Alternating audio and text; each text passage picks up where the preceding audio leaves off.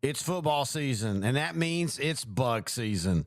Heck, who am I kidding? It's always bug season in Texas. And that's why you need Grandeur Pest Solutions in your corner. They're locally owned and operated. They're trained, they're trustworthy, and they have a proven record as they have been in business for almost 10 years. They provide pest control against ants, bed bugs, bees, roaches, fleas, wasps, mosquitoes, rodents, spiders.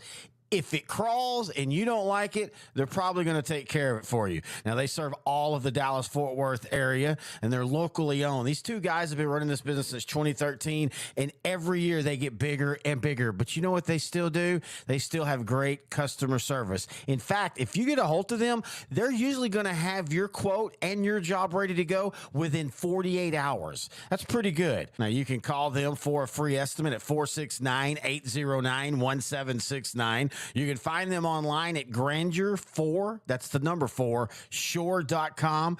You can also find them on Facebook. It's time for the old time happy hour. So pick up your step and smile a while. What is up, ladies and gentlemen, as we're doing a surprise happy hour? We were going to record this normally, but we decided, screw it, let's just see what happens if we do a little unplanned live. And intern Noe, the commissioner, it must be working. We've got 7,700 people waiting on this show to start. First off, we do apologize that you've waited so long for this, but hey, we appreciate it. How you doing, buddy? Wow, great way to sell the show, buddy. Hey, that's what I'm here for. I'm the seller of the show.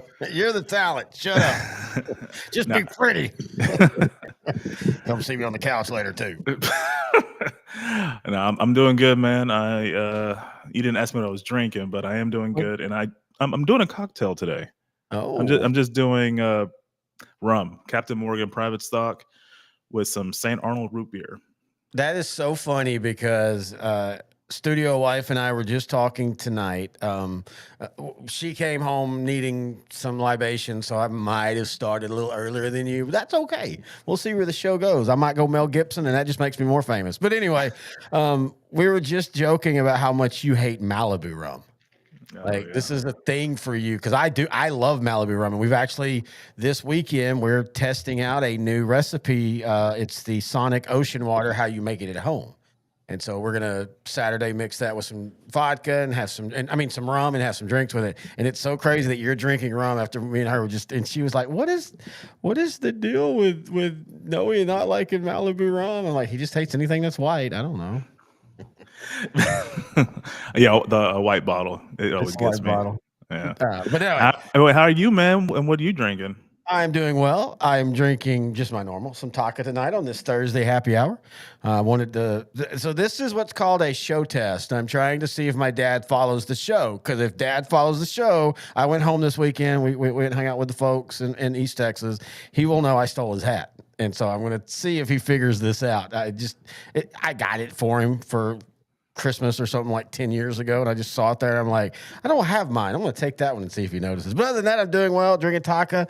We're ready to talk the schedule, and breaking news as we're talking the schedule a week later. But this is something I feel like we got to digest a little bit and kind of sit back and look at before we really comment on. Oh, yeah. This was something that I kind of wanted to do early, but I agree with you because it's 32 teams at 17 weeks. And we'll talk about scheduling later as outside of the current season. There's that proposal for an 18-game season, but I mean it's a lot of information to digest, and we somehow did it, and we have our opinions on the 2025 NFL schedule. Yes, and I think we have a lot of really good opinions on that. But first, we're going to gloss over some of the big football news because a lot of things just happened in the last 7 days that affects the NFL, and we'll probably go more in depth on it next happy hour. By the way, we are going to do another happy hour next Thursday as well. We usually go every other week, but again, this wasn't a planned happy hour. I just kind of wanted to see how we would do numbers wise. And 13,000, I think we're doing pretty damn good. So I think the biggest is Jim Irsay, Colts owner, dies in his sleep at the age of 65, and I'm curious. what is your view on him? Because I think the opinion of him kind of changed as he got older and kind of tried to figure out his addiction issue. I think your dad watches, and Yeah. and I think you're in big trouble. uh, I like colorful owners and or just personalities in sports. I think it makes the sport entertaining. It brings in people that are not diehard fans, who are casual fans, or probably just not even fans. They're just like, oh yeah, it's kind of like the Laker fan complex. Yeah. You know, when they're good, when they're entertaining, they bring in fans, not really fans of basketball. They just fans of entertainment in general. And I really think he brought that. He was kind of self-destructing though, but I mean, you could see Yeah. just from the outpour of love from Pat McAfee, Peyton Manning, he was someone that people loved. I think at the end of the day, like, whoa, you went dead there for a minute. You there? Yeah, can you hear me? Yeah, you froze for a second. It was weird. Uh, But I think the biggest thing with him is, you and I joked, he was basically Jerry Jones, but more hardcore. Like, I mean, he had a literal addiction to drugs. He was very open about that and advocated it for it. And, you know, he basically admitted, like, yeah, I still drink too much because of my addiction to drugs. You know, I pick and choose my evil, so to speak. But yeah, I thought he was a fun owner. I thought he made him and Peyton and just that whole era of the Colts, there was a time when the Colts had become that current day Cleveland. They were terrible. Nobody liked them. They were just, I remember people going, okay, are they going to move out of Indianapolis? And they got Peyton Manning. They built around him. And then it became this long journey of him trying to finally get that Super Bowl. And he finally got it, but then he lost one. But it made a small team a big part of the NFL history for the 2000s and late 90s. and Colts are such a lucky franchise the last, almost 30 years. They get Peyton Manning and Andrew Luck. But, the last few years they've been trying to find that quarterback. Uh, yeah, it's good to have a small. It's like with the WNBA, the Indiana Fever, small market team, but they got Kalen Clark, and now they get 17,000 people go into their games, which is unheard of for the WNBA on a consistent basis. So there's something to be said about like teams like the Colts thriving in Indianapolis. Kind of the whole reason why we have the whole salary cap and free agency, just to create that parity. So their teams in Carolina, their teams in I'm trying to think of another small market town, but teams like that have a chance to succeed. No, I think that's a great way to describe it right there. Just, them in Green Bay are unique. Green Bay, 100,000 people. I know Indianapolis is bigger than that, but I mean, the Colts, the Pacers. I mean, what a hell of a first game in the NFC. I mean, NBA East. I don't say NFC. NBA East, where the Knicks are leading for 90% of the game, and then just collapse. If you like crazy sports, that Eastern Conference Final Game 1, and then the Western Conference Final Game 1 in hockey last night, both of them going on, just crazy ending. It feels like this has been one of those years where there's so many crazy endings. Yeah, the Stars are trying to give us a heart attack over on the hockey side. Those third period comebacks are unbelievable and fun. And part of me wishes I wasn't a Stars fan because I got to sit through that and get the anxiety of a diehard fan. I mean, No, hey, that's the great thing about them, though, man. If you do the Randy Quaid Major League 2 when they're down and just go, they suck, and then they come back, it just makes everything okay. Using the reverse psychology. Yeah. Yeah. I am concerned though that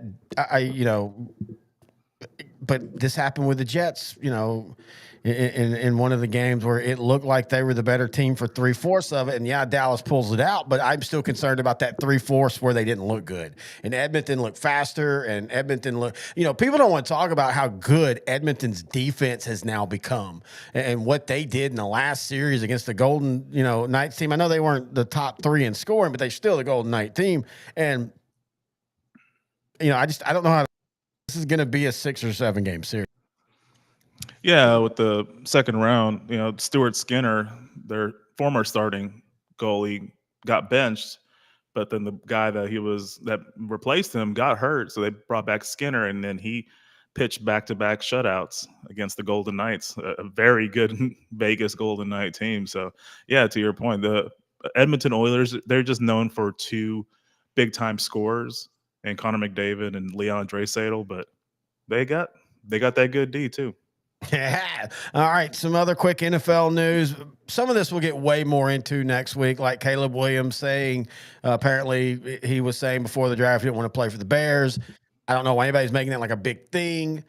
It's obvious. And especially if you read in this book that's coming out, basically the Bears and, Matt Eberflus is now the defensive coordinator of the Cowboys, completely different than being a head coach. But like, they didn't even like watch game film with Caleb Williams. They didn't and I know some players have come out and said, well, he should have asked. Well, I mean, why should you shouldn't have to ask your boss to tell you what you need to do to succeed at your job. Yes, he should have at the end of the day, but I also can understand why he's probably thinking like, why do I need to ask them? And it just goes to show you just how weird the Bears have been over the last look. I get why they fired him, but man, getting rid of Lovie Smith, just to me tanked this franchise. Yeah, I guess they haven't been really that consistently good since Lovie Smith left. They had that good couple year or 3-year run with Matt Nagy. And Uh, I think he now looking back, you realize he was way better than what they were. Yeah, he wasn't perfect, but I mean, he was getting them into the playoffs consistently. And your kicker, if your kicker doesn't double dunk, you beat Philadelphia the year after they had made the Super Bowl, and you're in the second round. If I'm not mistaken, you'd have been hosting in the second round. So, yeah, it's a weird time in Chicago, and I really hope that Ben Johnson brings it in and gets things right, because as good as Detroit looks to be, and I still think Minnesota is going to be way better than what people think. Again, it would be nice to see the Bears be there as well, and the Pack. I mean, that division right now in the NFL, NFC might be the toughest division in the NFC. yeah, and the Bears won the offseason again this past season, and I really like what they did with the offensive line. I think this will be the year that a Bears quarterback gets 4,000 yards passing. It's never happened in the franchise Dude, history. how So crazy is that? And I know, however reason it works, your franchises get identified for certain things, but like, and I get it with Jim McMahon because he just never was healthy. But you had Jay friggin' Cutler there. Like, I mean, that dude, say what you want. He was, I don't even know how we would describe his era with what's he's Jeff George without being an asshole. Like, he was a great quarterback, but not like a great leader. And I don't think he ever tried to lead, and his best moment in life was when he was on the league for 2 episodes. And that's where it is. But how did he not throw for 4,000 yards? That's crazy. part of it was injuries. Part of it, you know what? That is a good question. I need to go back and look at that. That might be a special show for us because Jay Cutler was a gunslinger. He had a cannon of an arm. So I'm kind of surprised too. Yeah, Matt Forte, man, those offenses in that era for them were pretty Brandon special. Marshall at wide receiver too. Yeah, That's right. they had some talent for sure. They were inconsistent, but at times they were really just fun to watch. I had Matt Forte a bunch of times in fantasy. He was a fantasy football machine, very underrated fantasy football machine, because he was the running back that did it versatile wise with catching the ball and things like that, and did it for like 5 or 6 years, not one of those 2 or 3 year wonderkins that then fade off. He kept doing well. But anyway, the other big news is the NFL found out that there's 10 pussy franchises, and yes, the Cowboys are one of those. As the Cowboys, as you can see on the list, the Cowboys are one of the teams that voted to ban the tush push. Now, it fell to votes short. That tells me, though, it's probably going to get banned after this year. Especially if one of the teams that vote, like let's say Detroit, and it's in the NFC title game, and it's 28-27, and they push into the end zone to win the game and go to the Super Bowl. I guarantee you, next year the Lions are like, you know what? We're gonna change our vote, motherfuckers. But I do think it's funny that of the teams, it's mostly AFC teams, not counting the Eagles, of course, because they're the team. But it's the AFC teams like, yeah, we don't really have to see that unless it's a Super Bowl. So go ahead, keep it. Y'all doing good. Yeah, especially the AFC East, represented by 3 of the teams. Hey, you and I both agree with this. We're both diehard Cowboy fans, but if a team, I don't even if it's the Eagles, if they can run a legal play that good, I'm not gonna just ban it because I can't stop it. Just do better, get better.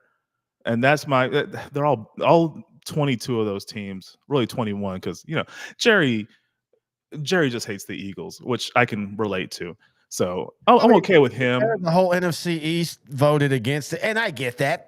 You're playing those guys two games a year, and the tush push has, even though it wasn't perfect last year, but the tush push has won them games inside the conference. I mean, inside the division. So I get that. Now I will say this: the one thing I heard was, okay, then just allow the defensive players to push defensive players into the pile, because you can't do that now. Yeah. I could see that as being okay. That's a fair, trade off. Okay, if they can push, we can push too, and because that's all they're doing. And this is nothing against Jalen Hurts, or everybody thought at first it was Kelsey that did it, but I mean they did it this year with a different center. It's just literally the fact that once the line gets stale, somebody comes and pushes Jalen Hurts, and if it's less than a yard, you're going to get that 9 times out of 10. And so I wouldn't have an issue with them just saying, okay, let's allow the defense to push back. But other than that, man, if you can't stop the play, if every team was doing it with success, I would understand it. Then it's like, okay, this is obviously an unstoppable play, but other teams have tried it and have not been able to do it. And I love how the world just makes you laugh sometimes, because the vote was 22-10 to ban the play, and this was for the request to ban the play came from the Green Bay Packers, who the Eagles beat in the divisional or the wild card round last season, 22-10. So I kind of love that. Even though I hate the Eagles, I do love the karma. I just stop being a little bit, play better, do better. And we're gonna go to the other one if you want to segue to the blah blah blah Detroit Lions. Yeah, the Lions had floated out that they were wanting to get rid of division winners being higher seeded to go straight record. They pulled it. Apparently, they didn't have any support behind it. And look, I'm gonna go ahead and just say what I want to say about it first. I'll let you. go ahead. This reminds me of what happened with the NBA, because there was a few years there where Denver was making the playoffs. They were a 3 seed, but they only won 43, 44 games. They were in a really bad division. Yeah. So, and I hate that NBA did that. So right now you have a team like the Orlando Magic who won, I forgot what division they are in the NBA, but they won that, but they had to do the play-in game because they had the 7 seed, because they were, I think, 41 and 41. But it was just such a weak division that they won. I'd rather them just be third. You need to either do that or get away, or just get rid of the division format, because what's the point of having divisions if it doesn't really matter for playoffs? Because all 4 of your teams in the division could win 35 games or less and not make the playoffs. So what was the whole point? Oh, we won the division. Are you in the playoffs? No, but we won the division. Yeah, no, 100%. And I think the thing that really keeps football locked in like that is, if you got rid of divisions and you try to go round robin, you're going to then have it where there'll be many, many years where the 2 or 3 best teams don't ever play each other till the playoffs, which that's perfectly fine, I guess. But divisions need to mean something. The NFC East needs to mean something. And also, for the record, knowing, to be fair, most of the time the division winners are going to be a 10-win team, an 11-win team. Yeah, there's going to be the years like Seattle, and they're hosting when they have a losing record. But guess what? That created one of the greatest football moments in history, with Marshawn Lynch going off and them beating the Saints, who were supposed to be way better, and all that made it so fun. So I don't have an issue with every few years one division winner might be the 3 seed and they're 8-8, or now 9-8. I'm fine with that. It should stay that way. It doesn't happen every year, so it's fine. It's cyclical. Now look at the Denver Nuggets. Now switching back to basketball, one of the top teams in the league. Yep. Yeah, their division at one point in time in the past was not that great, but now it is. So it's just cyclical. Next, like 4 years ago, it was the NFC East. Yep. It'll be another division in the future. It's always going to happen, and that's fine. I just hate when teams like the Lions introduce these proposals only because they lost. They couldn't show up. You know, if you could stop Washington in the divisional round, this would not have been a proposal. But you're going to be playing in the divisional round no matter what. Even if you were the number 2 seed, you're still playing. It's not like it changed them like, oh, if they would have just, if we wouldn't have gone with records, they would have been they still were hosting, Washington and lost to them. I'm 100% like you. I think it's one of those short-sighted reactions, and I really am glad they pulled it, and I hope it stays. You just got to have divisions. It's the whole thing when people say, well, man, don't you wish Dallas was in a more regional? No, they've been in the NFC East. It worked. It helped create them because you were playing in major media markets, but also it created some of the best rivalries that you'll ever see in football. Yeah, and if you change it now, which is, I mean, I would hate it, but then you would have to create all new rivalries. It would be like the Yeah. Chiefs, everybody that lives close to Dallas, Yep. Chiefs, the Saints, maybe the Cardinals. I don't know how they would do the split out, I but mean, it would be something like that. it wouldn't be terrible. I mean, again, we would adjust. Let's say that 100%. If they ever did actually do that, we would adjust. And it would be fun to play the Texans twice, the Saints twice, the Falcons twice. Well, if you went 4 teams, that could be your Southern NFC South, new NFC South division. But again, that's not the point. But let us talk about what now is what we're here for. Live. It's the schedule reveal 1 week late. If you didn't know this already, I apologize for you for being out of the news, but let's go ahead and talk about it. What is the first thing you think of when you look at the Dallas Cowboys 2025 schedule? November and December are going to really, really suck. But September might suck too. Yeah, the September might suck too. I mean, we don't know how good the Bears are going to be, but the Eagles and Packers, the Giants have 3 really good pass rushers. So doesn't it feel like it's time for Giants to beat Dallas at least once this year?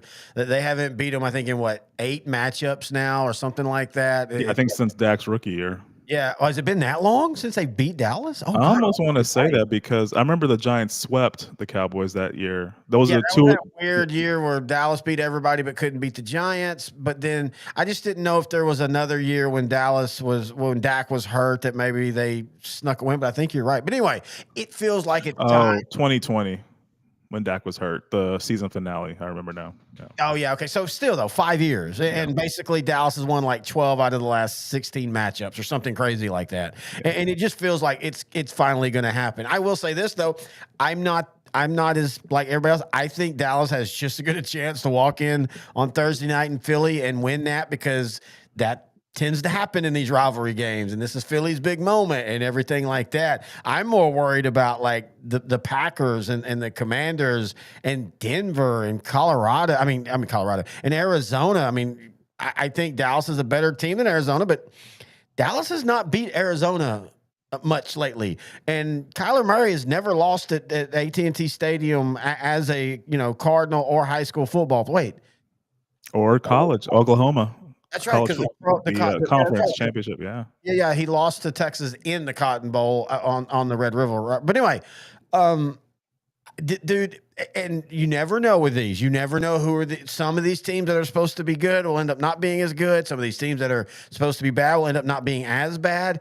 But I will say this: your list of the toughest schedules didn't list it, but I legitimately think Dallas has one of the toughest schedules this year. Yeah, I think so too. I just purposely didn't include them just because of bias and because of the show. But yeah. Objectively speaking, I mean, all these teams are going to be either really good or much better than they were last season. Like Carolina, I think another year with Canales and Bryce Young, I think that's a good coach quarterback duo now. And I think Bryce Young is going to take a big step forward in year 3. So I wouldn't even say Carolina would be a team we could just overlook.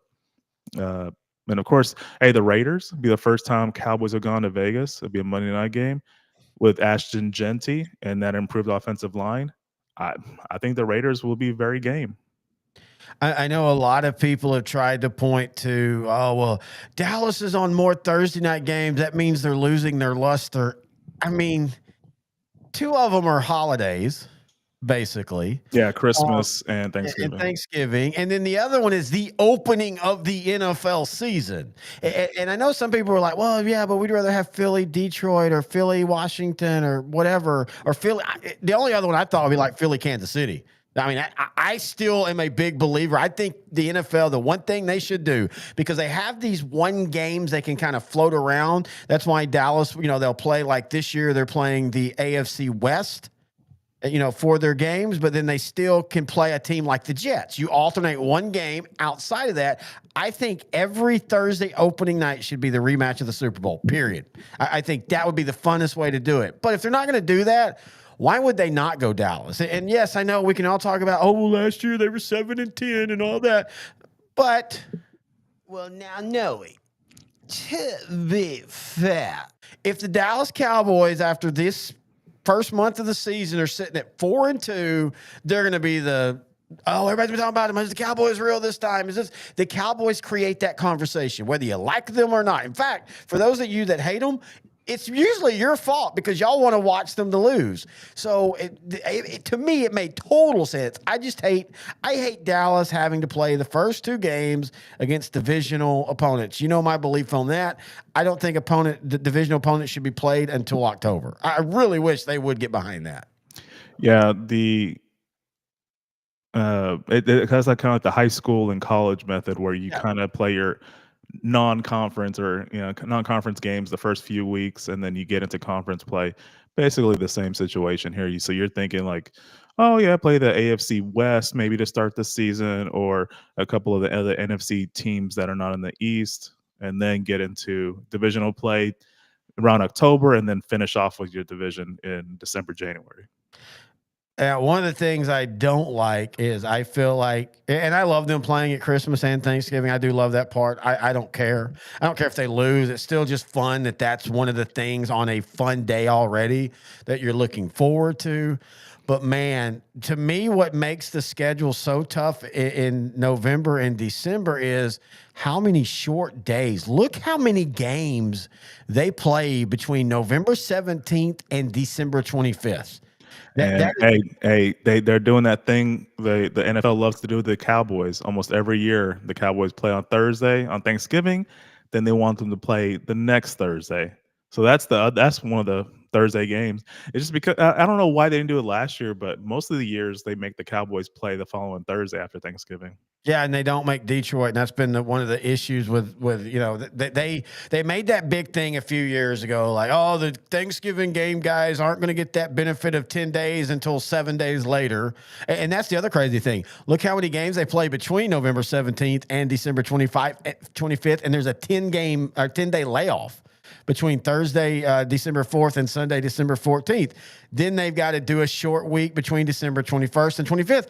And then the Giant game is a TBD. Now, they normally put all the TBDs on the last week of Sunday, mainly in at noon. So unless Dallas and the Giants get kicked to a Sunday night game because, both of them or one of them is win and you're in or win and seeding, you're going to get another situation where basically you have another short week. And I get it, but man, I just think that legitimately is unfair.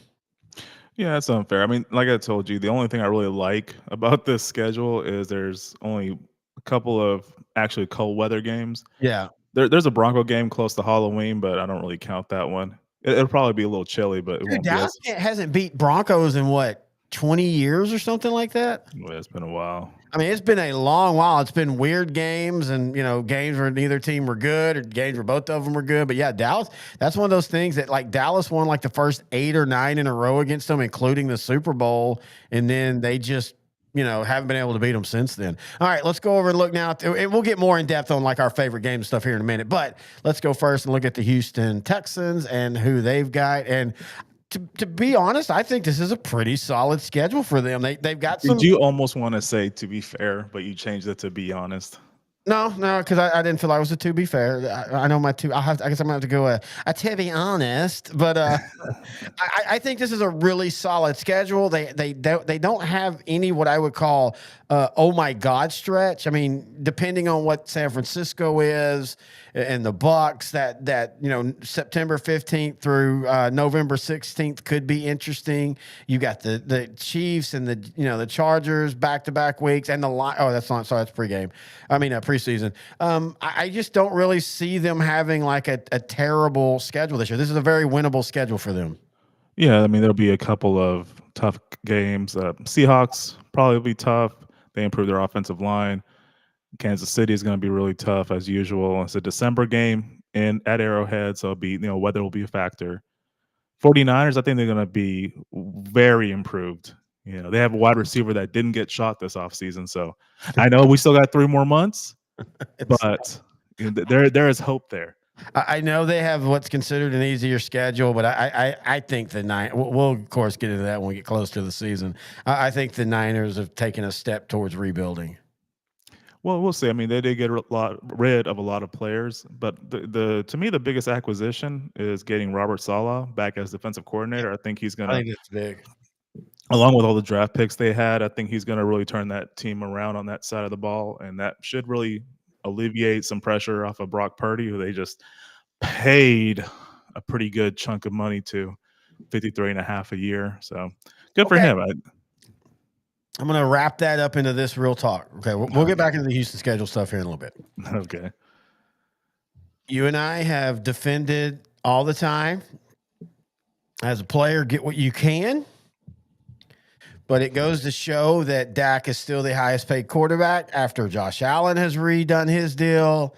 Now, after this deal is redone, Dak, seriously, did you have to be 60 million and not 55? And people go, well, that's only 5 million. Yes, but in NFL cap manufacturing, 5 million is huge. 5 million is the difference in maybe, and that's just that's where that you know if you're gonna be the guy that takes the most money and you have that right, you also have to take the flack if your team isn't talented enough in other spots because they're having to make salary cap decisions. Yeah, and we talked about it during the draft. If you're gonna pay this quarterback all this money, like Trevor Lawrence, Kyler Murray, Tua Tagovailoa, then you got to protect them, because if they get hurt, you know, Dak has been out for the season a couple times lately. It's really this decade, and Tua's out almost every year. What's the point of paying them all this money if you can't protect them? So That's a good point. and they also and also to be fair, It's a bit fair. if you accept that money, you need to accept the responsibility. Fair. I'm gonna play that. That button's gonna die. If you accept the money, you have to accept the responsibility. To your point, I really think that all of them need to understand that, and I hope they do, and I hope their close circle, their environment, kind of reinforces that belief, because some of these players can be a little delusional, to be honest with you, and I don't really get it, and it just demonstrative and detrimental to team success. No, I totally agree with that. And again, I'm also 100% saying that I'm also part of the get what, get yours, but you also have to take, oops, sorry. You also have to take responsibility when you get yours. And you can't be like, well, it's not my job now to build the roster. That's the GM. Well, yeah, but you're hamstringing them also. You can be the highest paid. I don't know. Maybe it's just because we don't work in that competitive field.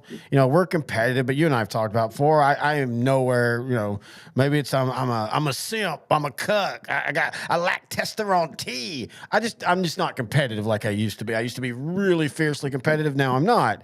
I just don't understand this need. I have to be the highest paid. Just whatever, dude. You're making generational money. Which, I mean, hey, if that's your whole goal, is to make the most money you That's can, fine. if you attach value to yourself by making the most out of position, good for you. But don't get mad when people crap on you when your team doesn't win, because it will be your fault. Yeah, I totally agree with that. All right.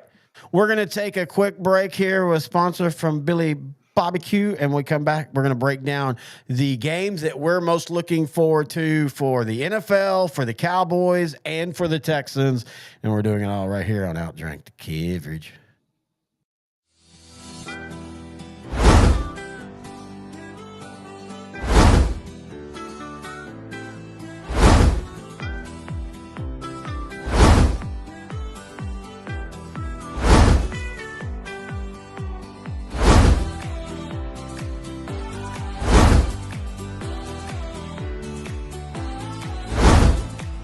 Let's barbecue. All right, that is Billy Barbecue. You can find them online at billybarbecue.com. You can also go to their Amazon page. And for somebody that loves the camp as much as I do, I think it is so awesome that you can have a grill that you can basically plant over your fire and you can cook all the greatest things you want to cook from home. and have your gourmet meals out there. It doesn't always have to be like hot dogs and s'mores and all that fun stuff. So please check them out. We appreciate them being a sponsor. All right, let's get into this as we begin the second half of the Outdrink the coverage.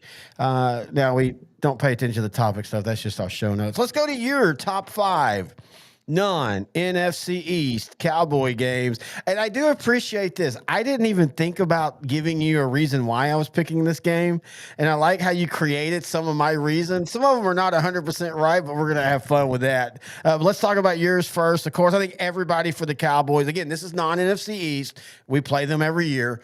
I think the biggest one everybody's looking forward to is Chiefs. It's Thanksgiving Day. That's going to be a game that pulls in 35 million people watching. Yeah, I think so too. There's a lot of Texas or people from Texas that love Patrick Mahomes. And you got to remember, Kansas City came from Dallas. There is still pretty good fan bases. There's a sports bar in Plano right next to you that's called Arrowhead Sports Bar. And they are old. It started because they were old school Dallas Texans fans, and they transferred theirs to Kansas City when they moved up. Yep. The old Dallas Texans. They started here, I think, in 1950. They didn't last that helmets. One of the best helmets. They didn't last that long. But yeah, the original Dallas franchise, the Kansas City Chiefs. Patrick Mahomes' first game in Texas or in Cowboy Stadium or Arlington, AT&T. I never remember the name of the Cowboy Stadium's the way it's always going to be. In 2017, the Chiefs were here last, and Alex Smith was the quarterback, and Patrick Mahomes didn't play in that game. He was a rookie that year. That was the game Dallas won, but the Chiefs at halftime basically did a screen pass Hail Mary that scored them a touchdown. Tyreek Hill in his second season. So Remember he was, he was the old cheetah. And I was, we knew each other at this point, and you and I were both pretty pissed about that play, but it ended up working out for the Cowboys. They had a big second half rally, and they took care of business against the Chiefs. And that was their last Thanksgiving win until the last couple of years, where they've kind of gotten fortunate that they've had the Giants and such to be their, who they're playing on. They were, and this is going to be a tough one as well. I think we're going to see a Chief team this year that's closer to what they were 2 and 3 years ago, going down the field and being explosive. And then your second game, and by the way, some of our games are the same. Your second game is the Raiders. I didn't put the Raiders just simply because I'm not buying in yet to the Pete Carroll, Geno Smith, all that. I think it's going to work long term, but I still think this is going to be a really, really bumpy year for them. But I do love the fact they're finally getting to go to Vegas and everything. Yeah, and that's the main reason why I had him on the list. It's the first game will be in Vegas. It's on Monday Night Football. And I'm curious to see what Pete Carroll does with this Vegas Raider team. I like Ashton Genty. I like Geno Smith, if I'm being honest. So, and I think their offensive line is better than the Seattle Seahawks offensive line. Yeah, I agree with that. I don't think the Raiders are going to be terrible this year by any stretch. I just think, and they again, Dallas. This is one of those weird years where I could make a case. Like, I think you and I both realized last year, shit needs to go completely right, and it didn't. I don't know, man. I can see this year being a lot like last year, but I can also see this year being what Dallas has done a really good job since 2014. And whenever they've missed the playoffs, they always bounce back and make the playoffs the next year. And part of it's the schedule, because typically now when we talk about toughest schedules and the Giants, I'm going to already contradict myself, but typically a team that doesn't do well the prior season gets an easier, more favorable schedule. But because of who the NFC East plays on the AFC side this season, the NFC East has a much tougher schedule this season. Well, and people don't understand that really only affects basically like 2 or 3 games a year now. It's usually who you play over in the AFC that's not part of your division. Like this year, Dallas finished 3rd. They play the Jets, who finished 3rd. It's like that. It used to be like 5 or 6 games. That used to mean a lot more.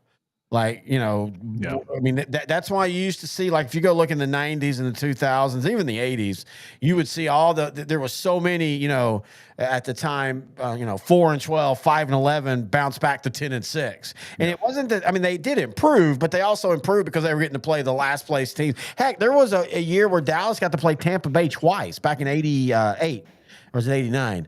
Oh no, it was 90. It was 90. And so what they did was you were or 91. It was you were last place the year before, and there was one extra matchup because back then, remember, the divisions were uneven. Yeah. So Dallas got to play Tampa at home and on the road like a division game almost.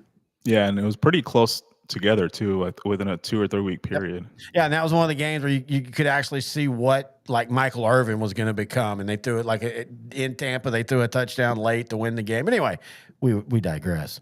Your third game, and it's one that's so I have the Chiefs and the Cardinals. You have the Cardinals. You were right on mine. It was the same thing. Like, well, again, the Cardinals and the Broncos and the Packers are teams that Dallas has just can't beat lately. And again, the Kyler Murray thing, but also I think the Cardinals are one of those teams that by November 3rd, man, I could see them being what people think they could be and being a top team in the West, but I could also see them being headed for another year. Yeah, I mean, last season they were 6-4 in first place in the NFC West going into the bye, and they just kind of cratered. I still don't know what happened with that team, but they did improve, and I think they're going to take another step forward. What I'm thinking is what happening is they had a lot of draft picks in 2024 and 2024, and a lot of those guys are starting to get experience. So I think this year might be the year that they might surprise a lot of people, not because of any big moves they made in the offseason, like Sweat getting him from the Eagles, but it'll be more to do with the players they drafted maturing into year 2 and 3 of their career. Yeah, no, I totally agree with that. And then, of course, the Lions, Thursday Night Football, December 4th. This will be, the Lions and the Cowboys have been tied together for the last 20 years, oddly in weird ways. It's now Dallas trying to prove to the Lions they're as good as the Lions compared to where it was 2 years ago when it was on a Thursday night, of course, and the famous did he call out to the ref and all that, where the Lions were trying to prove to Dallas they were belonged with Dallas. And the Lions are a fun watch. I can talk about that. I think Dan Campbell and Mike Vrabel are starting to, oddly enough, maybe have the same type of career coaching wise, but you cannot deny that the Lions are not a fun watch right now. Yeah, and especially when they're healthy on the defensive side, they go from fun to unbeatable. I love the 2 running back duo they got. Oh yeah, was it Sonic and Knuckles combo there? Yep. But yeah, I love the receivers. I'm glad Jared Goff got to a city that really appreciates him. And I think still also kind of proving everybody right so far. No, I mean, that's a tough one because I could give you a good reason why they lost to the 49ers in 23 and to Washington last season. Well, yeah, I don't disagree with you. Now, the San Francisco one was more the Lions had the moment and they just didn't seize it. And Washington, the Lions defense gave up a lot, but Goff was not good early. He kind of had one of those Dak style games in the playoffs where he starts slow and then he gets them almost out of the hole, but their defense just couldn't get that 1 or 2 stops late in that third and fourth quarter. Maybe that's why I'm sympathetic to him. Maybe. I like Goff. Well, because it's a lot of pressure because at that point the Lions defense was frail and braille. They just could not stop anything because they had so many injuries. And Washington was just going up and down. You and I both were watching that game and knew that the Washington could score on every drive and they were not going to be stopped. They could have went. It could have been 4th and 13, and I would have bet $100 they would have converted. Oh no, I 100% agree with that. All right, and then your last game, I also have on my list the Broncos. First off, again, Dallas just for whatever reason hasn't been able to. I think it's been like 10 games, hasn't been able to beat the Broncos. But as you and I always talk about, I'm a Bronco fan by proxy. I love all the AFC West teams. It was just when I was growing up, you got the Cowboy. I told you before, I grew up especially in the late 80s, early 90s, I grew up in this perfect area where we had a Shreveport station that showed the Saints, an East Texas station that showed the Cowboys, and then the NBC that showed the Oilers in the early game, and they would always show the AFC West game. And, it was always the Raiders. So that's one, if you look at my list, I only didn't include the Raiders because, again, I knew you probably would anyway. But, I mean, I have the Broncos and the Chargers and the Chiefs because I just love AFC West football. I almost want to say it was the last Cowboy win against the Broncos might have been 95. I think it was. I remember watching that game. I remember 98, they lost. 98 was the year when the Dallas had a great offense, terrible defense.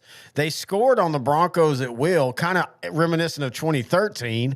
They scored on the Broncos at will early, but then the Broncos were just humming at that point. I really wish Elway wouldn't have retired. I wanted one more year with Elway because I think they could have made it to that third Super Bowl in a row. And them and the Rams in the Super Bowl would have been very interesting. Even 99-95. There'd be more offense in this game than there is in basketball right now. All right, so let's now go to our top 5 non-Cowboy games. Well, you have 2 other teams. Oh yeah, okay. Packers. That's obvious. Well, and the Chargers. I said, the Chargers and the Cowboys have played a lot lately. That not only did they play the last time we had the division matchups, they also played in between as the random team you play every other 4 years, and then they're back in. So they've played 3 times in 4 years now. Yeah, I think we did a show in the studio. It was a Monday night game. I think it was one of the 2 Charger games. I think it was there was a clip of you and me like basically doing this, like holding. It looks like we're holding each other hands. That was the field goal game 2 years or 3 years ago. They beat them in Chargers in, I don't know if it was overtime. Yeah. I can't remember if it was overtime. And then there was the other one too. It was 2021 or 2022 was that weird game where like DeMarcus Lawrence got a touchdown like on the second play of the game. He scooped and scored a touchdown. And it was that weird year where Dallas was just getting out on everybody like 21-0. Yeah. Anyway, we're old. Yeah. Well. First of all, we're about a month away from you being for real old. Shut the. Hey, I can't wait. We're gonna celebrate together. That'll be fun, man. Yeah, we're gonna hold each other in our arms like we did that night, and probably end up watching a bunch of Cowboy YouTube videos. That's what we do. All right, let's go to our non-Cowboy. Or let's go to our Texans. Where is the Texans? Is it on the other page? Hang on. It's after your top 5 non-Cowboy games. So yeah, it's probably on the other page. Yeah. We did it as a group. All right. So here's our Texans game, the top 5, and then we'll go back to the non-Cowboy Texans game. Rams early road test. And the Rams are a team that if you're going to play them, you kind of want to play them early because they tend to be 3-5 and then find their stroke and get rolling. Bills week 12. I mean, this is the one thing I can say about the Texans. I said earlier that I like their schedule, but you're going to see, I think, 4 of the top AFC teams in this season with the Bills, the Broncos, the Chiefs, and the Ravens. Yeah, I think the best teams are not going to actually be 14-3 or 13-4. I see a lot of really good AFC teams that are going to just beat each other up. I don't see someone like the Chiefs going 15-2 this season. And I can see the Broncos winning the AFC West. I know we're not making predictions on division winners. I mean, it's May. I'd rather make that in August when I have a clearer picture. But yeah, they're just going to beat each other. It'll be like the 2021 AFC, where the number 1 seed was 12-5, and there was a bunch of 11-6 and 10-7 teams. No, I totally agree with you. And I think the NFC is going to be like that again this year as well. I think you're finally getting into that true parity that the NFL wanted. I think the Patriots are going to always be that just weird. They found everything in the bottle at the right time and rode it for 15 years. I don't think we're going to see that happen as much. And I know people say, well, the Chiefs have already lost 2 Super Bowls. I mean, and as great as they are, and again, I do appreciate that we don't really hold Super Bowl losses over teams like we used to. That was such a weird thing for so long that so many players that said they lost the Super Bowl were like, I would rather have not made the playoffs. And that shouldn't be that way. Yeah, you want to win, but you should also be happy that, hey, we made it to the friggin', second round or the Super Bowl, and we came up just short. But it's for so long, it wasn't like that. So I am glad that we're getting back into that.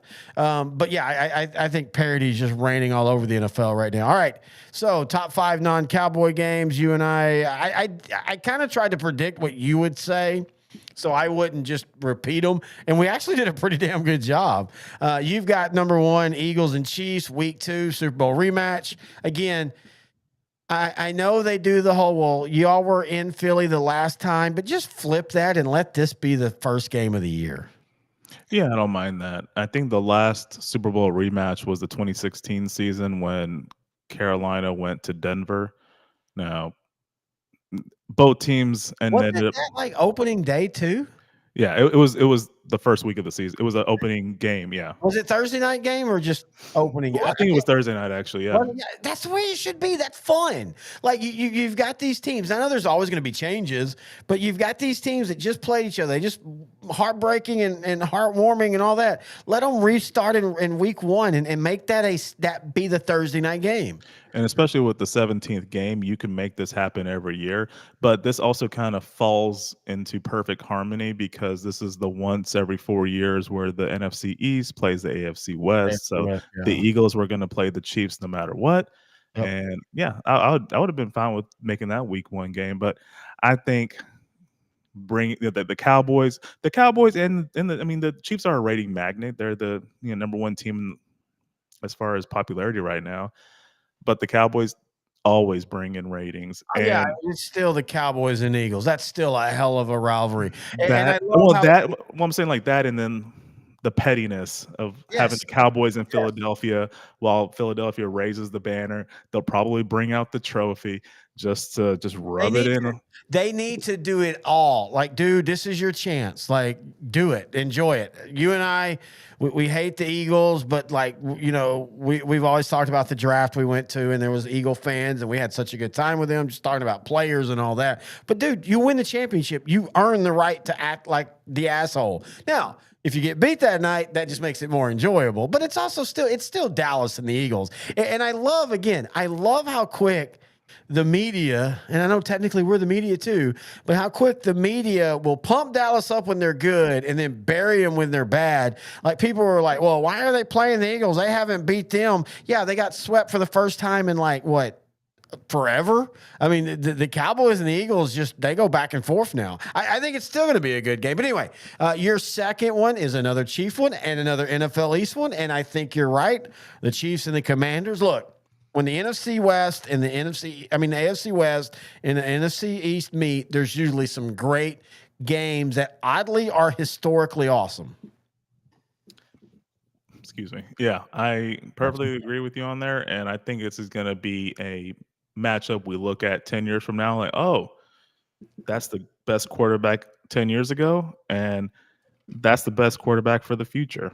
And I really think Jaden Daniels versus Patrick Mahomes is going to be one of those type of matchups. I'm really curious to see how this works out.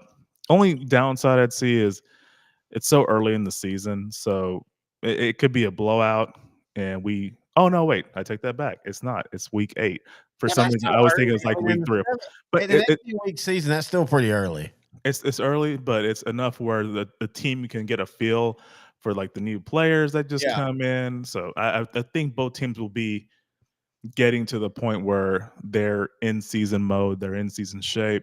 And I think this might be the best version of each team by this point, hopefully, for the viewing fans' sake.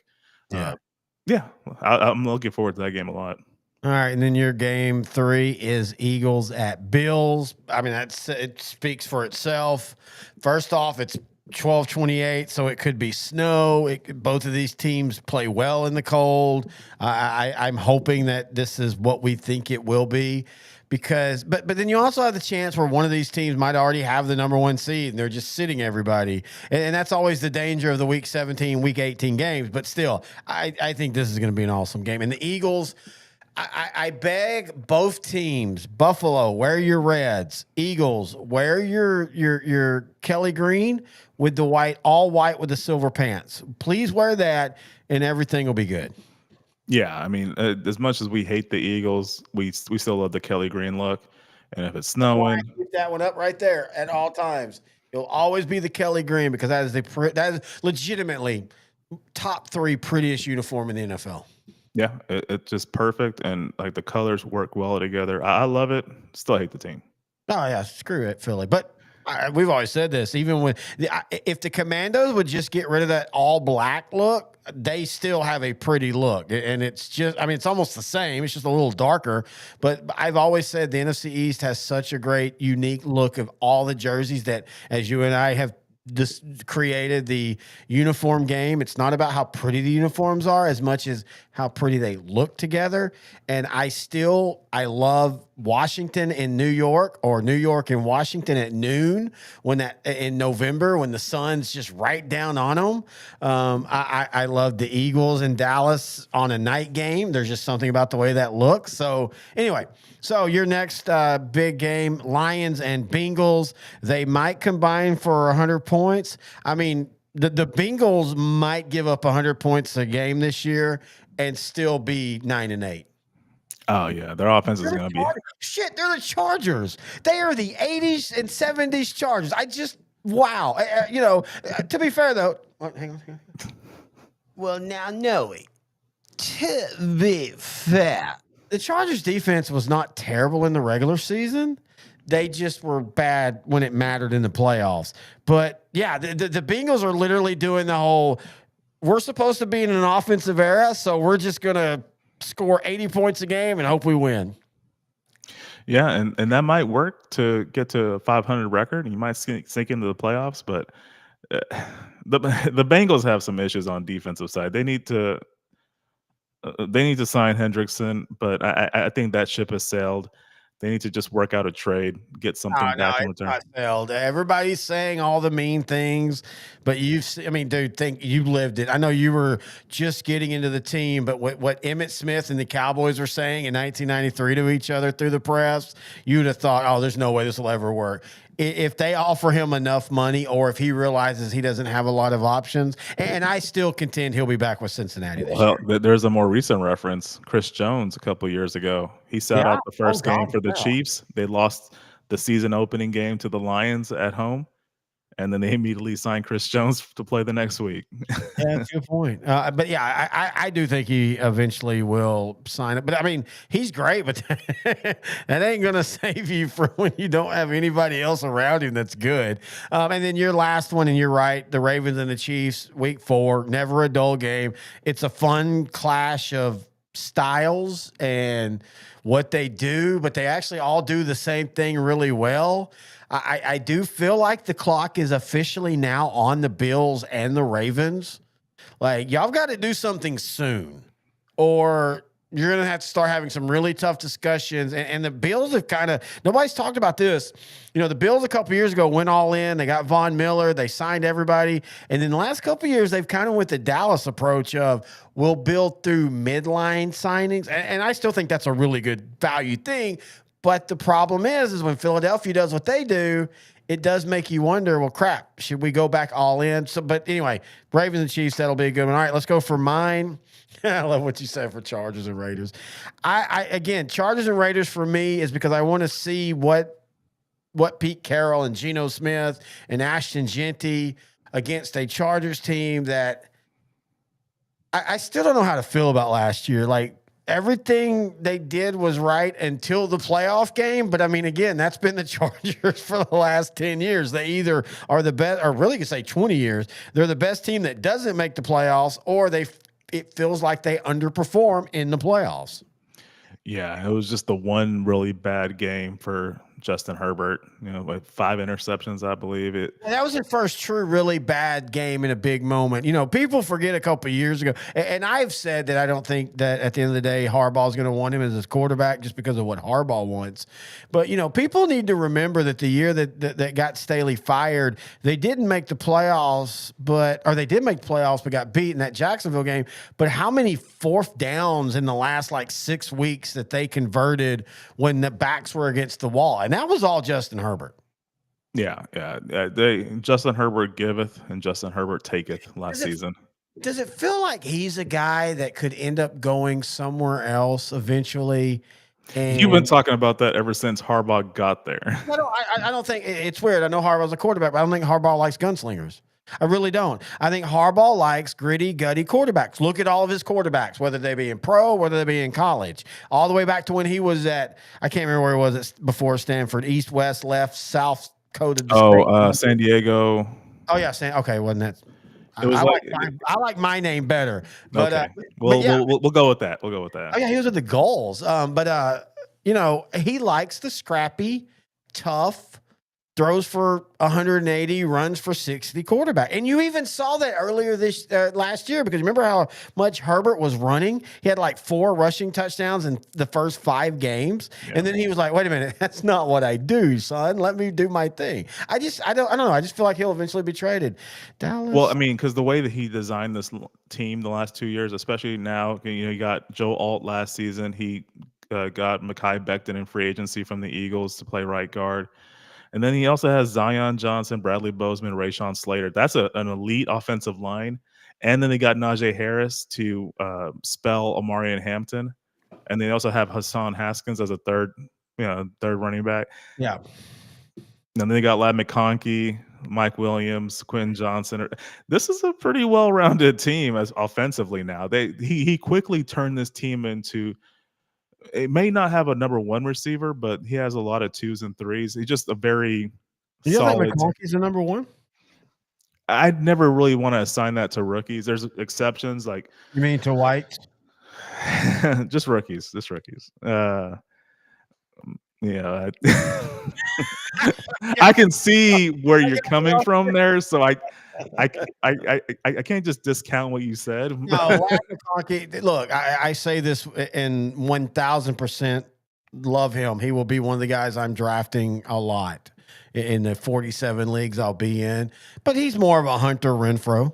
He is more of the guy that gets, the Edelman, all those, and he can have a spot in your offense and be very successful, but you still need bigger, taller, go across the middle, take all the hits and all that kind of fun stuff. Which they got Mike Williams back. Oh yeah, dude, Mike Williams is, there's always 100 of them, and you and I will, in 20 years when we're at the nursing home together, talk about him. If Mike Williams could have ever stayed healthy, I think Mike Williams would have been a very great wide receiver. He just can't stay healthy. Yeah, one of the most exciting offensive weapons in the last few years, and yeah, like you said, he just can't get healthy, but he has the size, he has the range. I wish he was like Mike Evans, just stays healthy, just reliable and available every game, every season, but he's just not. I hope Quentin Johnson turns into that guy, because he has a size. I mean, he's 6'4", almost 220. It feels like he's about to find that. It feels like last year through week 7 on, I had him on fantasy. I actually picked him off on a waiver wire. And he had that stretch where it was like 3 catches, 40 yards, but a touchdown. Mm-hmm. And usually when young guys are starting to do that, they're going to start turning over. And if he could be the big guy, and then you got McConkey as the Chargers have everything right, but again, you look at their division, it's just going to be hard to be consistent. All right, my second game, it was my playoff or my Super Bowl pick last year that almost came to fruition. The Rams and the Ravens. I still want to remind everybody that the Rams legitimately gave Philly the toughest playoff game in the playoffs, in the snow, in Philly. And basically a Jordan Sweat, great play, or Josh Sweat, great play. Was it Sweat? I can't remember who it was now. Somebody like that sacked Stafford when there was a guy wide open in the end zone that would have won the game for him. I think this will be a great game. With the Rams and the Ravens. Again, the Rams are so better than what people think they are. They just got to stay healthy. And then you got the Bears and the Commanders, of course. Last year, famous Hail Mary game from the Bears. This is on Monday night, and Monday night has finally, because they went back to doing more games on ABC, they're finally getting better games. Again, what killed them? There's also another reason. What? Well, two names: Joe Buck, Troy Aikman. Well, yeah, but even before, you're right. No, 100%, you're right. But even before that, 4 years ago, when they finally said, "Okay, we'll start putting some of the games back on ABC," because what killed Monday night was ESPN's in 2011, 2012 being stubborn and saying, no, this is only going to be on our cable package. And NFL said, okay, if that's fine, then you get the last pick. And the way people don't understand how this works, networks, basically you have a voting system like, okay, Fox, we're going to flip a coin. You get the first pick of week 1. Then NBC gets the first pick of week 2. And then it goes on and on. Well, they just basically put Monday night on the back burner. And that's why you would always get Dallas and the Giants, because it was going to be a big ratings game. And it would be a fun game, but that's why you always got those. All right. And then let's see. I got the Eagles and Bills. I mean, I'm sorry. You got the Eagles Bills. My bad. Move back.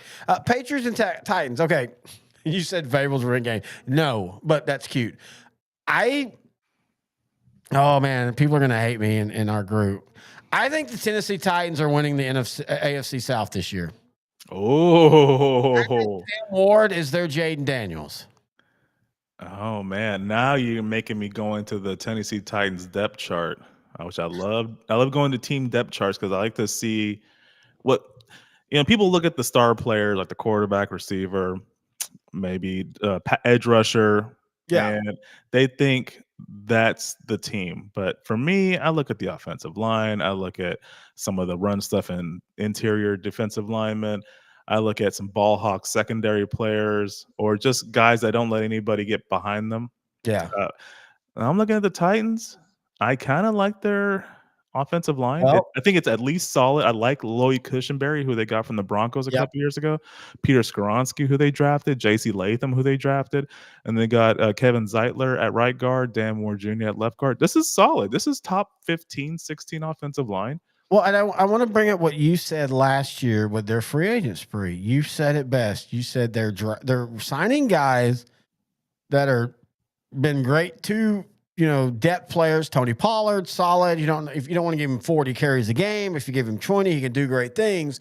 And you said all they're missing is a quarterback, and they got that quarterback this year. And I know Mario, our Titans fan, doesn't agree with us. I think Cam Ward is going to be special. I think Cam Ward is going to step in and be the next Jaden Daniels, Joe Burrows. We see this now every couple of years. The rookie quarterback who just he rocks and rolls, and I really think he is. And I think that roster, and they I know they traded what's his name to Dallas, and they got rid of a couple of them, but they kept most of those groups. Kenneth Murray, the linebacker, yeah. Tony Pollard had a really solid season with the Titans last year.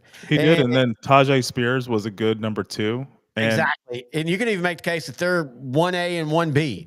And I'm telling you, with the AFC South, first off, I think every team could make the playoffs from that team. And I don't mean like all of them, but I'm saying anybody can win that division. I know Houston back-to-back, but let's be honest, Houston last year, it felt like they took a huge step back. And I don't think they're going to be bad, but I'm just saying, I think the AFC South will be the division that, well, just like last year, was really, really fun on who could and who could not make the playoffs.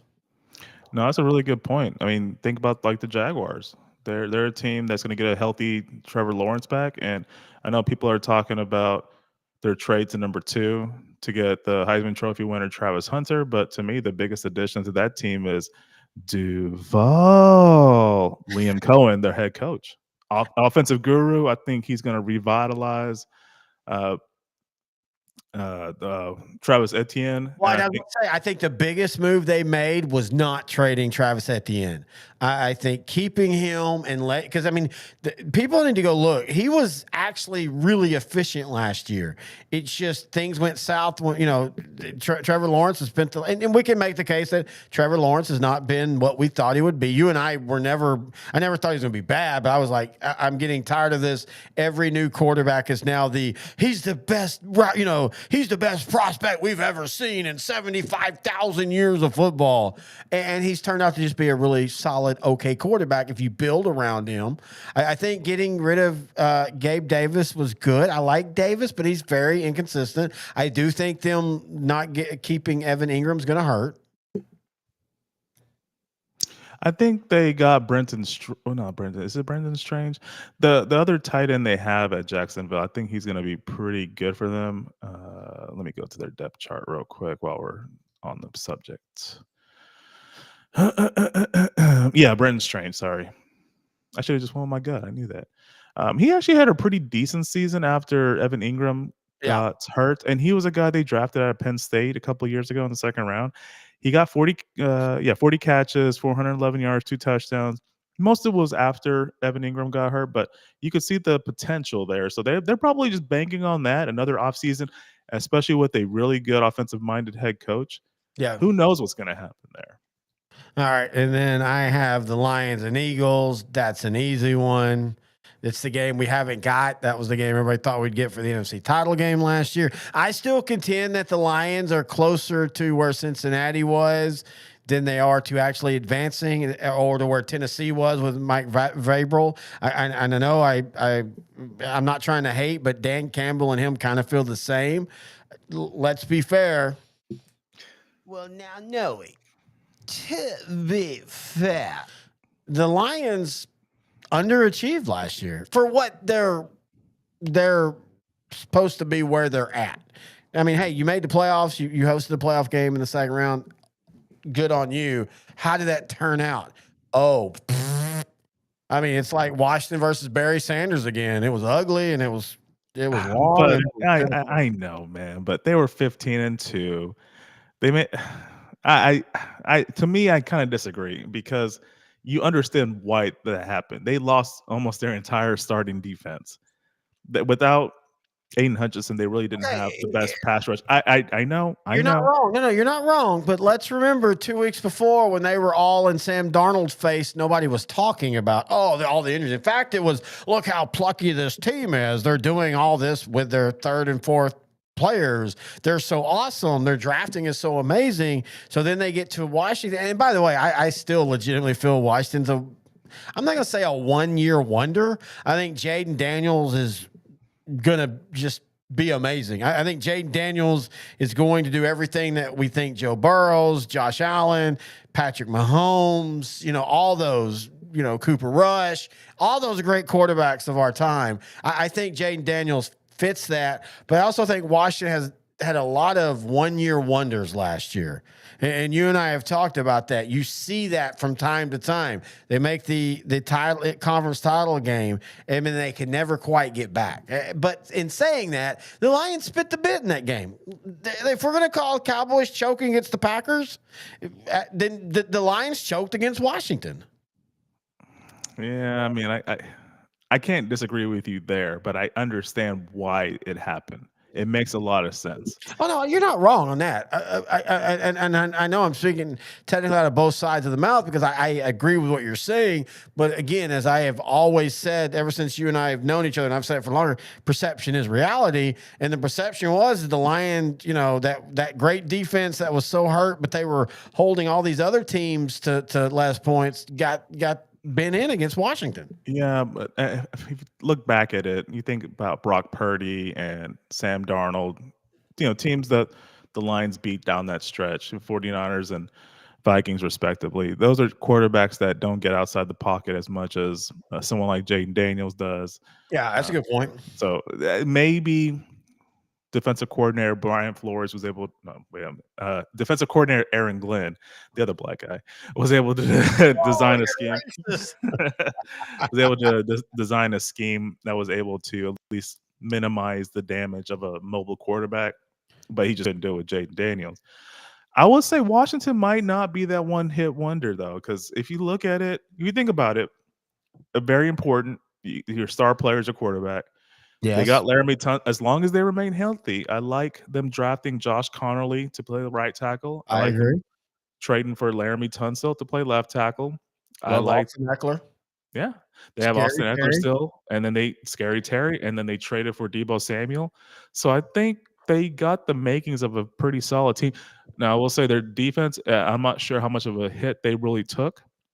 We'll find out as the season goes on, but Well, and their defense legitimately, and this is nothing, not a knock, but their defense legitimately had like 7 guys have career years. The problem with that is we all act like that is going to carry over, but legitimately it usually doesn't. Like, Dante Fowler, who's now a Cowboy. I got to admit, I was shocked how quick he signed with Dallas. Like, does that scare you a little bit? No. Actually, no. I'm saying I'm really surprised. Like he was like, I mean, unless Washington told him, hey, and I don't really see Dan Quinn telling Dante Fowler because that was kind of his project. That's one of his favorite players. He's talked about that many times. I don't know why, but it just felt weird that was like he signed like 3 days after. I didn't even know he was a free agent. I knew he was on like some weird 1-year deal, but I thought it was one of those where they had an option type deal. So I was actually shocked when he just simply was available, but like he was gone in a heartbeat. And then you start looking at the whole roster of Washington defensively. That's a lot of smoke and mirrors last year. And also, well, now knowing, to be fair, they weren't really that good on defense. They did exactly what Dan Quinn does. They get pressure, they get turnovers. But when you don't get pressures and you don't get turnovers, you get games like the Dallas-Washington game in Washington. And by the way, I know Washington fans now, love you, Mom. I know Washington fans now and be like, well, that game really didn't matter. At the time, it really did for Washington. They were still in the division race. They were still in the number 1 seed race. And Dallas went in there and tried to give them the game and still found a way to win. So I'm just saying, I just worry that Washington might be one of those, in and out teams. But anyway, my last one is technically number 6. I know, but it's Packers. This is a good one. Only if Aaron Rodgers is the Steeler quarterback. Only if. And at this point, I want Aaron Rodgers. This is going to sound weird. I wish the game was in Green Bay. Oh, I do too. I hate that it's in Dublin, and he'll probably have some weird reason why he can't go over there. But I really wish that Aaron Rodgers would hold the Steelers hostage till week 1 of the season, and then walk in and go, "Hey, what's the bang, boys? Let's play some football." That would be so. Will he have that? It is still weird that 2 Green Bay legends went to the Jets and basically flamed out. But will he have that third act that Brett Favre did? And I'll be fair, I think he could. There's no way the Steelers are going in with Mason Rudolph and whatever the dude is they took. Oh, Will Howard from Ohio State. Yeah, Will Howard is their quarterback. So there is no, unless they are finally going, hey, you know what? We're just going to rebuild. But then what do you tell DK Metcalf? I mean, that's the guy you were like, hey, we're building around you. Oh, but we're going to not have a good quarterback for you. You thought he was mad last season on the 10-win team. Think about what he's going to be like on a 5-12 team. That's true, dude. That is one thing. I didn't even think about that like that. Wow. Anyway, that's our top 5 non-Cowboy games that we both want to watch. Our top 5 non-Cowboy or non-NFC East games for the Cowboys. We gave you our Texans. I guess we just got to finish with.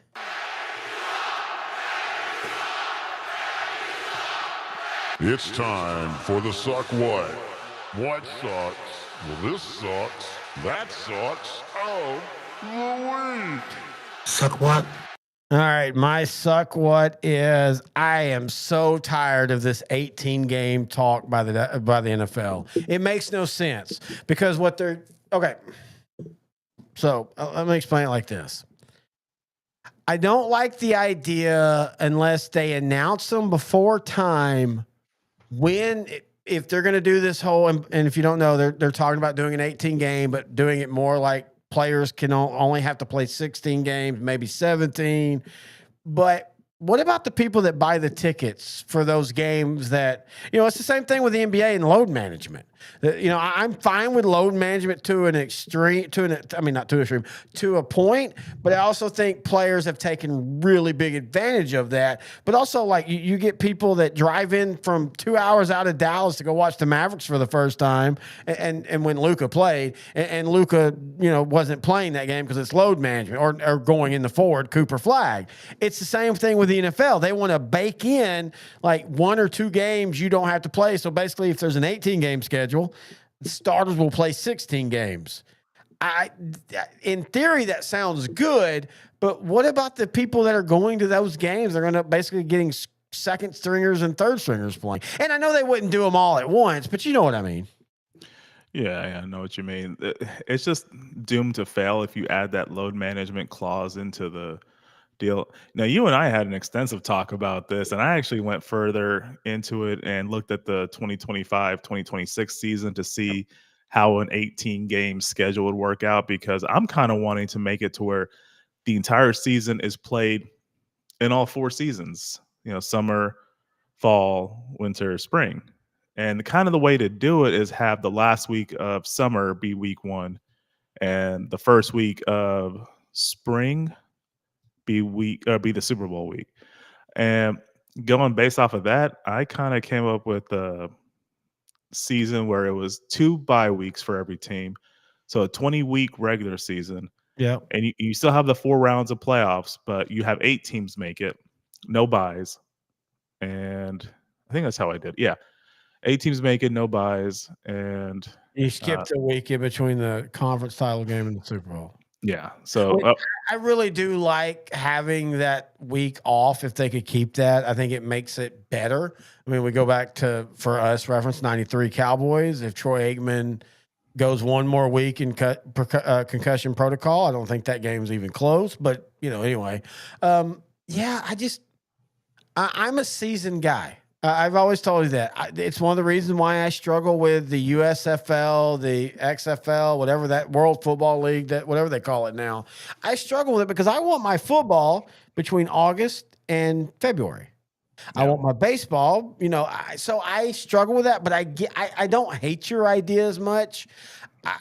To me, the only way you do it right is if at least one of the buys is a season, like everybody takes off. Joe Burrows thinks that what they should do, and I don't have a problem with this, is do the whole Pro Bowl thing like the NBA does.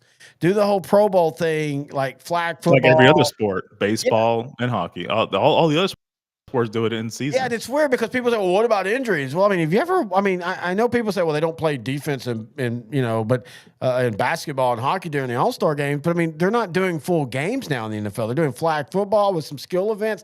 And let's also remember Pete Rose running into Ray Fosse. I know everybody wants to say, oh, that's such a great moment. Yeah, really? You heard an All-Star catcher's shoulder in a game that didn't mean nothing? How is that, anyway, sorry. We'll have a big Pete Rose talk eventually, but no, I like the idea of it, at least one bye being the whole league takes off, and I think that would be actually fun as a fan. Think about it: the weekend after Thanksgiving, the whole league is gone, and we're all like, "What? This sucks! Oh my God, I'm watching Days of Our Lives and all my children now. I'm even watching basketball in November. That never happened. But how crazy that the next week when they finally come back, everybody would be to the moon with it." Now, the Cowboys can't come up with the idea to have the week after Thanksgiving off because reasons. Okay, so the NFL would give everybody else the week after, and then Dallas would have to play Thursday, Friday, Saturday, and Sunday. Throw in Thursday too as well. And also, so like the draft could be actually I said free agency would start mid-April. The draft could be mid-May. Camp can start mid-August, and the season for 2025 would go from September 21st to March 22nd. So instead of having 6 months of an off season, you have 5 months of an off season. So you eliminate the preseason. You just get away with that because that's just nonsense at this point. And I was thinking making week 1 the Hall of Fame game. So whatever the primetime game would actually be the Hall of Fame game. I'm not real big on stretching every season, but I get your point on that. I do like I do actually like just making the Hall of Fame game. God, again, Super Bowl teams the year before, put them in the Hall of Fame game, week 1 in Canton. It would be a friggin' blast. That would be so fun. You could announce that, and don't do the whole thing where you announce it 3 months later. Announce the class on Monday of that week. The game's on Thursday. Tuesday and Wednesday, it's all the, oh, you're so awesome. This is how great you are. And then you do the game on Thursday. You have the halftime where they drive around in the car, they wave. You could even, that's a really good idea. And the other 2 things I said was expand the rosters to 65 instead of 53, but then also add 20 practice squad players instead of, I think you can do up to 15 right now. What else did I say? That was one. No white receivers or cornerbacks. Yeah, no white specialty players. No lad mahonkies. Yeah, no Terry Bennett's. Hey, let's see. Oh, hey, I forgot you're still on the show. Right. My shorts back on. Yeah, 8 team makes the playoffs. No buys. I really still want to keep at least the first seed as a bye. if we can. I really, then you would just keep it at 7 then. yeah. Well, I mean, I don't know. But I'm just saying. I still would. I still feel that there should be a true advantage for being the best team in your Oh, conference. For the and regular- no bracket, because I want the number 1 seed to you want play. reseeding. Yeah, I want the seed, not by record, but by seed, because that's what basketball does, and that's kind of what grinded my gears this season. Because I think it was 6 seeded Minnesota played 7 seeded Golden State, while number 1 Oklahoma City played number 4 Denver. Yep. They should have reseeded that, where Oklahoma City played Golden State, and then Denver played Minnesota. The results could have been the exact same, where we still have the same Western Conference Finals matchup, but I don't like that at all. I don't like, oh, we have a pretty little bracket we can look at now. Let's just watch this play out. No. I want this still gives importance to the number 1 team. They can Yes. play the lower seed team instead of playing whoever comes out of that bracket. No, I totally agree with you. I want to keep divisions. I think they still need to mean something. And I want to give the number 1 seed still something to shoot for. But I agree with you. There should be reseeding. By the way, college football playoffs, that's basically what they're going to do starting this year. They're going to reseed. They're going to go top 4 buys. Then they're going to go reseed. And I like that. I think that's the fairest way to do it. You're Well, because like this season, you had Arizona State and Boise State have buys, and a lot of people had issues with that. And I get that. They're not really the strongest team. They were top 20 teams, but I wouldn't say they were top 4 teams. And for the record, I mean, that's going to be my new one now, to be fair. The NFL does have kind of a reseed in the second round, depending on who wins. But it's after that, it goes away, which I guess technically it has to go away, though. Yeah, because there's I guess 2 that's teams not right. left I at guess that the point. NFL does technically reseed, don't they? Yeah, and because there's not a bracket. It's just whoever the lower seed is plays the Yeah. higher seed. Yeah, Yeah. I guess I never realized the NFL already reseeded. That's just weird. Yeah, the problem with the Detroit had a problem with the fact that they They finished played. second. Yeah, well, yeah, because it was the 6 seed Washington, because they beat Tampa. They were a 6 seed technically, but they were 12-5. Yeah, So because they would have rather played the Rams, who were 10-7, but Yeah. they won the So but they wouldn't have beat the Rams that year. Again, I think the Rams would have beat. I think the Lions again. I'm telling you, I know I'm in the minority. I think Detroit has already peaked. I think Detroit is still going to be good, and they're going to still be a playoff team for the next few years, and they might even make an NFC title game. But I don't think they go past that. I just think that we're just it's weird. Some of these top teams, like we talk about Cincinnati, I could see Cincinnati everything going right, and they're 13-4, or being just like they were last year and they're 8-9 because they're so dependent on one side of the ball. And I think that's where the Lions are right now. And again, we don't even know what the Lions are going to do this year because the talent is there. Dan Campbell is there, but it's completely 2 new coordinators. And that's the big question mark. Can those 2 coordinators show up and make this team really good? Can they form a pass rush on the defensive side? That'll be the. I'm sorry. I will say this again, and if he goes on to be a great head coach, I salute him because he's from Texas. I've never understood the Glenn Love for Denver defensive coordinator. I legitimately feel like it's all because 2 years ago that super secret survey they did, and he was voted as one of the favorite coaches for players. But when you actually look at the results on the field, Aaron Glenn is at best a mid to average defensive coordinator. I would actually agree with it, only because the players like him, and when you had healthy talent around him, that defense did look good. Okay. When you had a healthy Aiden Hutchinson, when you had By the way, Anzalone he's cleared to go. He's been cleared today to go full on. He'll be there week 1. I guess you could blame the Lions losing in the divisional round to the Cowboys because Hutchinson got hurt in the Cowboy game. Oh, yeah. And it was late in the game, too. Like, the game had already been When decided. he should have probably been on the sideline chilling, eating a hot dog, creating a viral moment. There you go. Anything else you want to talk about tonight? Oh, man, let me look. Oh, hardest and toughest schedules, or easiest schedules and toughest schedules? Oh, yeah, let's pull that up. Hang on, let me pull that up. Sorry. I didn't actually see that on the thing.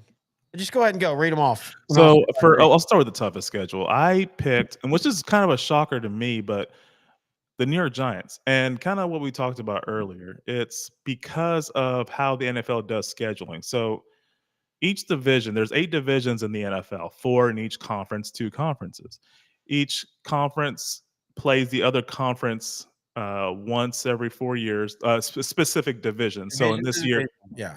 the NFC East, where the Cowboys they play the AFC West, which is the Kansas City Chiefs, Vegas Raiders, Chargers, Broncos. And then you play one team in the AFC rotating through the other divisions depending on where you finish. So again, like Dallas, the reason they get the Jets this year is they were the 3rd team in the AFC North or the East, and the Dallas Cowboys were the 3rd team in the NFC East. So they're playing each other. And this year the Giants, just unfortunately, everybody they get feels like they're on the uptick.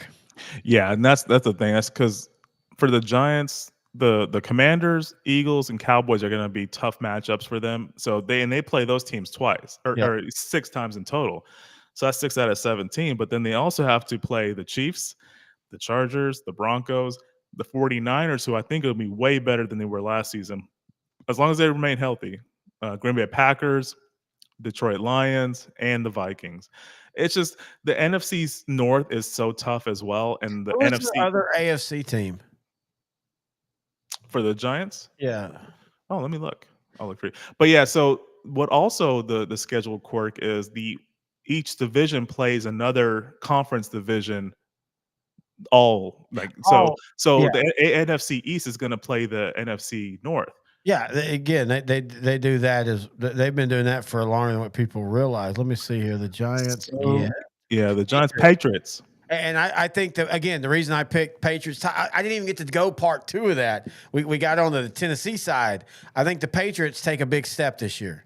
I think the Patriots are a playoff in the hunt playoff team in the because it's so easy. And I feel bad for Jared Mayo, who was their one. He was the guy who replaced Bill Belichick. He got 1 year, and he didn't have what Mike Vrabel had. Mike Vrabel comes in here with $100 million in salary cap space. Yep. And the Patriots go on a spending spree. And, shame on Robert Kraft for not providing this for Jared Mayo last season, or just giving him a year too, just so he could at least have an attempt to have a formidable team. But the Patriots got so much better just in the offseason. Drake May should be very happy. They got a center and Garrett Bradbury. They got Morgan Moses at right tackle. Will Campbell, the 3rd wide receiver. Oh, yeah, Stephon Diggs. So here's the thing about Mayo. I know it's real easy because of the history to point at the ethnicity of the coach and all that. But people behind the scenes were like, look, Jared Mayo's a great dude, but he just was not. Like, he didn't have whatever it means to be a head coach. I mean, but like Bill Belichick did crap with this team 2 years ago. I don't know why you're expecting Jared Mayo to do better just because they drafted a quarterback who had they had the worst offensive line last season. Yeah, Drake May, nobody talks about him. He was set up to fail like Steve Wilkes was with the Cardinals in 2018. That's a really good comparison. That's why they make it a race thing. Because you kind of see this in the history of the NFL. These black coaches come in to crap situations and they only get 1 season. They need to get 2 to 3. Vrabel's going to get probably 3 to 4 at least just to build this. Unless they tank. I think it's funny because it's weird to say this. I think Robert Kraft is now in Jerry Jones mode where he needs to prove that he can be an owner of a team that wins that's not Bill Belichick and not Tom Brady. And so I think you're 100% right on that. Mike Vrabel will get every chance as long as he's not, as long as he's improving and going forward, whether it be this year 6 wins and then next year 10 wins. But I do feel that I feel the AFC East is in this weird thing where and I know you were big on Miami last year. You had them going to the Super Bowl, and I'm not saying you're wrong, but there is an interesting experiment going on in Miami right now. Can Mike McDaniel change a culture that he created? Man, that is the question going into this seat. That is fantastic. We need to. This needs to be real, Yes. uh, because he did create this relaxed coaching, bro. Yeah, I'm we're your hanging out. friend. Yeah, we're Yeah, watching film together, but we're not like, we're laughing about it, maybe smoking some weed on the side. Maybe if your wife wants to come over and show me some titties, I'm good with that. And then I appreciate that he said that wasn't working anymore. But how do you regain that? That's a really hard thing to regain is authoritative type attitude. Like, hey, I know I've been nice before, but now I'm going to be asshole to you and you got to accept it. I want him to win. I've told you he's one of my favorite coaches, but last year I was even telling you before they went down the sink, I'm like, I think he's a little too relaxed. And I just want to see how he changes. I think Miami legitimately is the most fascinating team in 2025. 2 words to fix it: roster churn. Bill Parcells. Oh, uh, Roster churn only because think about the New York Giants from the mid 2000s. Eli Manning couldn't spread his wings and fly and be a 2-time Super Bowl champion until they got rid of Tiki Barber, until they got rid of Jeremy Shockey. And and Jeremy technically, Shockey Shockey was a was great on that player. '07 team, but he was on injured reserve. Yeah, and he was a great player, but he was an issue in the locker room. Not necessarily like Aaron Hernandez, but he was one of those that I think he subverted Eli Manning a Speaking of lot in the locker room. Hernandez. Sorry, the whole Gronk talking about Aaron Hernandez got me thinking about that. Apparently, Gronk's fine with a dude masturbating in front of him. I know, Gronk, you're a little wild, but like seriously, in film study, that's the one time you're not like, hey, dude, keep it in your pants. But anyway, but yeah, you're right. No, they had to build a culture just for Eli Manning, kind of like how Seattle had to protect Russell Wilson. Now, I think in 2 different ways. I don't think Eli Manning, and I'm not knocking Russell Wilson, but I think we've learned Russell Wilson, he's not a leader. I think Eli Manning was a solid leader who fell into 2 great years. I think Russell Wilson had a staff that understood who he was and they protected him. Is it kind of feel like that's what the Dolphins have to do with Tua? Yeah, I think so. Because you remember when Brian Flores was the head coach, him and Tua didn't get along because Brian Flores, he was pretty heavy handed with his coaching. I appreciate that just because I grew up in a certain era where I responded well to a tougher, uh, more disciplinary coach. I think you'd appreciated it more too. Oh, But yeah, that's our uh, era. Tua, I mean, like these players are just soft. I hate to say it, but like that's they need to be complimented. Tua said, "Oh yeah, I just love that coach." You know, the Dolphins head coach. He's Mike McDaniel. He's very positive. He always says glowing things. But I'm like, no, bro, you need someone to tell you, hey, you're throwing it too soft. Hey, take a baseball slide. Protect yourself. We need you there. Availability is your greatest quality you can have for this team. We can't be having you making dumb decisions. If you're gonna make dumb decisions, wear the guardian cap so you can protect your head. Yep. This is stuff that he needs to start doing. That transcends him from being just a really good offensive coordinator with offensive mind, from the Shanahan system to being an excellent head coach. He needs to just put his dick on the table and tell him how it is. Shape Okay. up or ship out. Oh, I never. I see what you're saying. All right, let's go to easiest schedules. The Niners. I don't understand why people think the Niners have an easy schedule because I legitimately think. Again, I don't think there's. I think the AFC South and the NFC South they're going to be very competitive. I think the NFC East. It depends on what Washington and Dallas and the Giants. I think Philadelphia is going to be perfectly fine.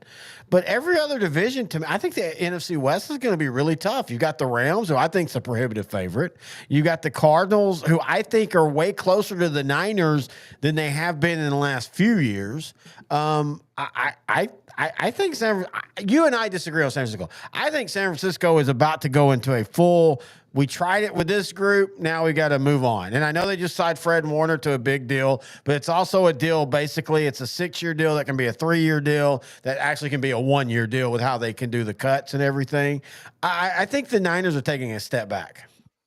And I think the opposite. I think it depends on how long Christian McCaffrey is going to play, I guess. But 4 games. for the rest of his career, Every you're running like, back you're in like, San I said what Francisco I gets said. hurt. 4 games. Yeah, every running back in San Francisco now gets hurt in 4 games. It's just how this works. If getting Robert Saleh was a big thing for me, I and agree. I really like him as a defensive coordinator. I think he can take all the talent they got because I think they drafted defense the first 5 or 6 rounds. Yep. So I think he can take that and make them into a pretty solid defense again. And then just whatever Kyle Shanahan can do on the offensive side, really. I mean, he's an offensive guru. I think if they let Saleh be the defensive head coach, Kyle Shanahan be the offensive head coach, I think they'll be in good shape. Along with their schedule, I know the NFC West is going to be tough. If they can split the NFC West, I think that's a win for them. Yeah. And then playing, the Giants, the Bears. We don't know how good the Bears are really going to be. But I think they'll be good. I think them and the 49ers might be pretty close, like 10-7, 11-6 possibly. Yeah. But playing the NFC South, I think they could go 3-1 there. AFC South, I think they could also go 3-1 at worst, 2-2. So you add all that stuff together. That's the formation of a winning team. And as long as Pearsall doesn't get shot again, I think he'll have some players to throw to. Jawan Jennings proved he can be a wide receiver. Jawan Jennings came on strong last year. Yeah, I mean, I got him in one of my fantasy football leagues, and he did really well for me. They still have George Kittle, who's 31 now, 32. He just signed a new deal too. He just signed a new deal. They still have Trent Williams, who I don't care how old he is still dominant. He's going to be Tyron Smith. He's going to be dominant until he's not. It'll just be a big fall off. Yeah, it's a fall off. There's not going to be a gradual. It's going to be a fall off. You have honorable mention again, the Patriots. That's why again I think the Patriots this year will be one of the upstart teams. They play the Giants, the NFC South, the AFC South, the 2 divisions. I think in both conferences. I don't want to say they're weaker, but you feel like, the Broncos have now won. The Buccaneers have now won 4 division titles in a row. And they've still not been a really good team. They're not bad. They're fun. Hey, they pull an upset off in the playoffs here and there. They beat Philadelphia a couple of years ago it was a home game. Again, that goes back to the seeding thing. But, it's not like the Buccaneers are a great team. And so, yeah, I can see the Niners with the same idea. It's funny, though, that we give honorable mention to the 2 teams that play both the NFC South and the AFC South. And that's a big factor for me when I consider toughest. And there's an asterisk because you might have the worst division in 2024, but it might be one of the best divisions in 2025. It still feels like both Souths are still going to be really competitive inside their games, really fun. But I don't think they're going to. In fact, the team that wins that division, it might not even be who they beat in the division. It's if they can beat the teams outside the division. Exactly. It's going to be a fun, man. I am so glad. I was just talking to high school host Grant Goodwin. It's May, dude. We're basically in football mode going for the rest of the year, and I love that. Oh, I love it too, man. At some point, we're going to start talking about fantasy football and outrank the coverage leagues. I'm looking forward to it, man. It's going to be good, and we got to come in. I got to come into studio at some point in the next month or 2. We have some specials we need to. Well, we're going to do. Okay, so the next one we're going to do is the 1958 season. We're doing our year, and I promise you, there's going to come out. They're probably going to come all at once because this has been a new thing we're trying. There's a lot of editing, so it's going to take a while. Yeah, and I've got to do it behind other things. But I think I want to try the 1958 season like this and just see how it works. We've never done a true look back. We did do a look back at the strike, MLB strike in '94 when we had Ryan and you on for Texas 2 Scene. By the way, Ryan's about to start doing some more stuff for us. Again. Oh man, I can't wait. He got Jim Sundberg to be on this show. That's pretty awesome. Yeah, it was a great interview. But I think the next one we're going to do is going to be like this, because I think I'm excited. I've been kind of early researching the 58, but it's not one of the. This is a season that you and I only know by, of course, the history books. You I have no connection to it. There's nothing that makes me like. I really, but I do love that because it allows us to kind of look at stuff we've never truly looked at before, other than NFL films, the 58 Colts, 58 Giants, things like that.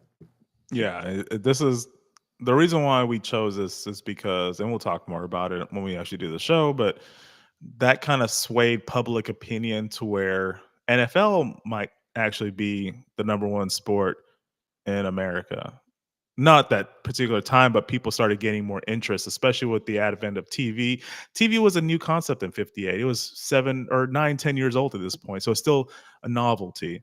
Uh, but watching that game, that championship game going into overtime, that can do it. And you have a star player like Johnny Unitas, a giant team with one of the greatest offensive minds and one of the greatest defensive minds as assistants, and Vince Lombardi and Tom Landry, respectively. One of the great giant, or that giant team in the 50s was awesome. They didn't win enough championships, but they were always in title contention. So that's kind of the reason why we're going to look into it. There's probably other good stories we'll talk about, but we just, Jim Brown played there in this time too. So there's a lot of good players during this time as well. No, I totally agree. I'm actually looking forward to it. We'll have information on that as we go, but want to remind everybody you can email the show, our new email, odtcnetwork@gmail.com. Questions, thoughts, comments, tips, whatever you want to do. You want to gripe about Noe, then I understand. But until next time, he's intern Noe, the commissioner. I'm Terry, the host, and this has been a special Thursday night happy hour right here on L Form